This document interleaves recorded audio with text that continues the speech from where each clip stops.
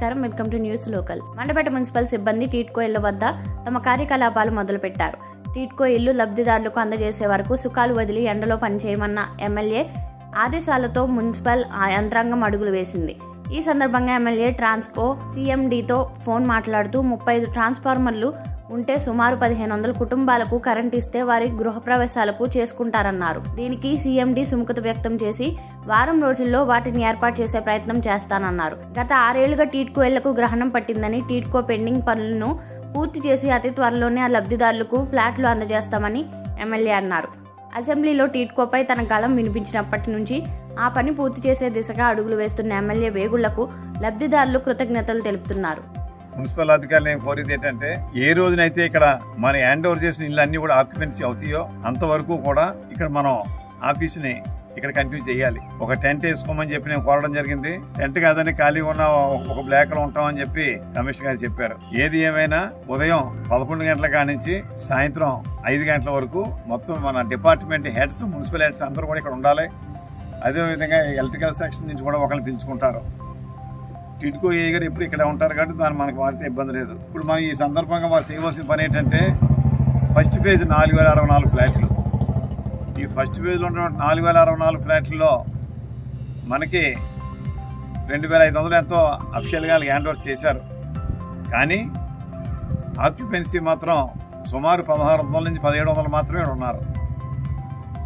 కానీ మన లెక్కల ప్రకారంగా అయితే 4064లో ఒక 400 మందికి తప్ప మిగిలిన అందరికీ కూడా మరి మనకి బ్యాంకు వాళ్ళు లోన్లు అంటే మనకి వాళ్ళ రిజిస్ట్రేషన్ అయిపోయింది. వాళ్ళ లోన్లు కూడా వాళ్ళు రిలీజ్ చేయడం జరిగింది. అంటే 4064లో ఒక 460 తీసేద్దాం, 3600 మంది ఇక్కడ ఉండాలి. ఎప్పుడైతే ఇక్కడ జనం పూర్తిగా లేరో ఇంకా ఈవేళ కూడా కరెంటు వైర్లు పట్టుకోవడం లేదా ఇంకోటి పట్టుకోవడం ఇలాగా అసాంఘిక కార్యక్రమాలు కొన్ని జరుగుతా అనేక ఇబ్బందులు పడతా ఉన్నాయి. దాని మీద ఇప్పుడు అధికారులు ఇక్కడే ఉంటారో ఉండి వీళ్ళు ఎవరైతే హ్యాండ్ ఓవర్ చేస్తారో వాళ్ళందరినీ కూడా మరి వాళ్ళని ఆ ఫ్లాట్లో వాళ్ళకి అప్పచెప్తారు. ఒకవేళ ఎవరికైనా కొంతమందికి దానికి ఇష్టం లేకపోతే అవన్నీ కూడా క్యాన్సిల్ చేసి ఎవరైతే తిరిగి మనకి అప్లికేషన్ పెట్టుకుంటారో దాన్ని ఇటు జిల్లా కలెక్టర్ గారి ద్వారా ఒక కమిటీ ఉంటుంది. ఆ కమిటీ ద్వారా మరి రాష్ట్ర ప్రభుత్వాన్ని పంపించి కొత్త వరకు మార్చేస్తాం. అంతే తప్ప ఇంకా దీన్ని గవర్నమెంట్ వచ్చి 9 నెలలు అయింది. కానీ అధికారులకు అయితే మాత్రం ఇంకా ఆ జగన్ గారి యొక్క జగన్ గ్రహణం ఇంకా వదలలేదు. ఎంతసేపు కూడా నోట్ లెక్కనే కాకులు లెక్కనే చెప్తున్నారు తప్ప దాన్ని మరి ఎదరికి మనకు ముందడుగు పడట్లేదు. కాబట్టి ఈవేళ ఇక్కడికే ఆఫీస్ రావాలని చెప్పి నేను పోవడం జరిగింది.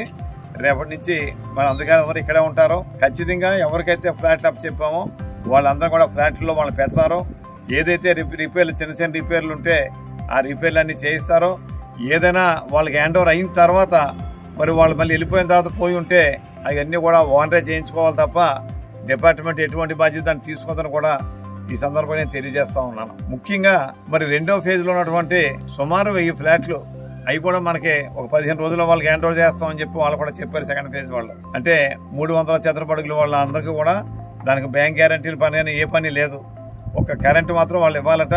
అది కూడా సీఎండీ గారితో మాట్లాడాం. ఏదైతే మరి మన జగన్ గారు గవర్నమెంట్ లో కరెంట్ రేట్లు పెరిగి ట్రాన్స్ఫార్మర్ రేట్లు పెంచారో మరి చేత ఆ కొత్త రేట్లు వేస్తున్నారు కాబట్టి ఇది అన్యాయం. వాళ్ళు డబ్బు కట్టారు కదా అని చెప్పి అడిగితే సీఎండీ గారు ఒకసారి ఫైల్ అంతా చూసి ఆ 37 ట్రాన్స్ఫర్ కూడా పంపేస్తామని చెప్పి ఆయన కూడా మరి నాకు చెప్పడం జరిగింది ఫోన్ ద్వారా.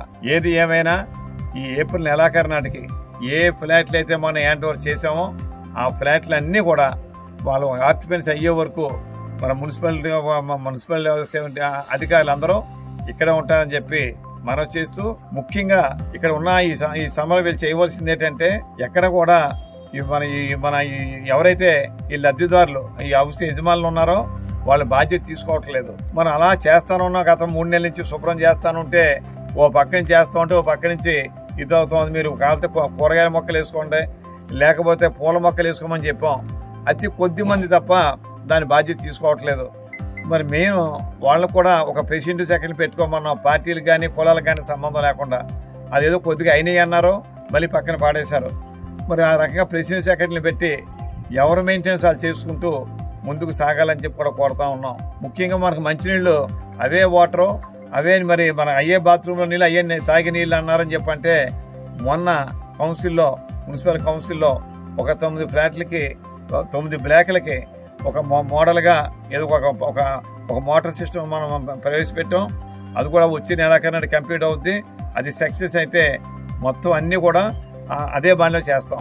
ముఖ్యంగా మనకి రెండో పక్కన సోలార్ కరెంట్ కోసం మాకు ఈ టిడ్కో అంతస్తుల పైన మాకు స్థలం ఇవ్వండి, మేము దాన్ని ఉపయోగించుకుంటాం అని చెప్పి ఎలక్ట్రికల్ డిపార్ట్మెంట్ వారు వచ్చి పోవడం జరిగింది. మరి నేనేమనుకుంటున్నానంటే, మరి ఎవరైతే ఇక్కడ కింద మొక్కలు కానీ లేకపోతే ఇది మన మొక్కలు కానీ పూల మొక్కలు కానీ లేదా మా గ్రైండర్ ఏదోటి వాళ్ళు చేసుకోలేదో, ఆ గార్డెనింగ్ కానీ చేసుకోవట్లేదో, ఆ ఫ్లాట్లు ఎదురుకుండా ఉన్న ఖాళీ సైట్ని అంతా కూడా, అంటే ఖాళీగా ఉంటే చెత్త పడుతుంది, మనం శుభ్రంగా ఇదంతా కూడా మనకి ఇది తుప్పలు పెరుగుతూ ఉన్నాయి కాబట్టి అవన్నీ కూడా ఎలక్ట్రికల్ డిపార్ట్మెంట్కి అప్పచెప్పేస్తాం.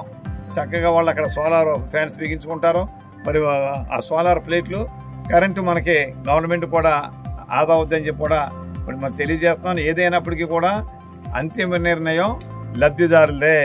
వాళ్ళు శుభ్రం చేసుకుని వాళ్ళ హ్యాండ్ ఓవర్లో పెట్టుకుంటా ఉంటే వాళ్ళకి ఇస్తాం బాధ్యత. వాళ్ళకి వద్దనుకుంటే దాన్ని ఎలక్ట్రికల్ డిపార్ట్మెంట్కి ఇచ్చేస్తామని చెప్పి ఈ సందర్భంగా వాళ్ళు కూడా నేను విజ్ఞప్తి చేస్తూ ఉన్నాను.